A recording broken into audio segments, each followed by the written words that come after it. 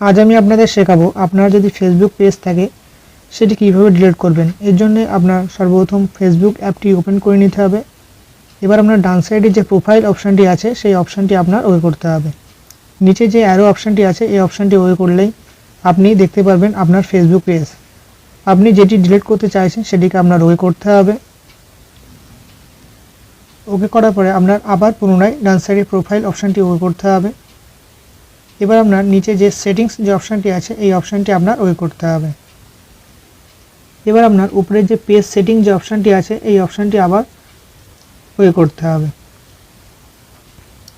এবার আপনার সামান্য নিচে স্ক্রল করতে হবে, যে অ্যাক্সেস অ্যান্ড কন্ট্রোল যে অপশানটি আছে এই অপশানটি আপনার ওয়ে করতে হবে।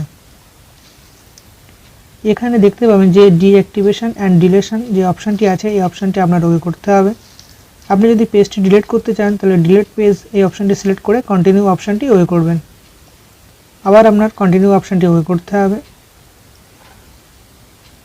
আবার সামান্য নিচে স্ক্রল করে কন্টিনিউ অপশানটি আবার ওকে করতে হবে।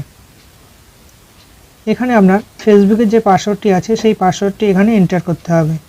এন্টার করার পরে কন্টিনিউ অপশানটি ওয়ে করলেই আবার পুনরায় কন্টিনিউ অপশান ওয়ে করতে হবে। এখানে যে ডিলিট পেজ যে অপশানটি আছে এই অপশানটি আপনার ওকে করলেই আপনার ফেসবুকের পেজ ডিলিট হয়ে যাবে। এটি আপনি পুনরায় চেক করতে পারেন। চেক করার জন্য আপনার ডান সাইডে যে প্রোফাইল অপশানটি আছে এই অপশানটি ওয়ে করলেই নিচে যে অ্যারো অপশানটি আছে এই অপশানটি ওয়ে করতে হবে। এখানে আপনি দেখতে পাবেন আপনার ফেসবুক পেজটি এখান থেকে ডিলিট হয়ে গেছে। এভাবেই আপনি ফেসবুকের পেজ ডিলিট করতে পারবেন। আজকের ভিডিও এখানে শেষ হলো। সবাই ভালো থাকবেন এবং সুস্থ থাকবেন।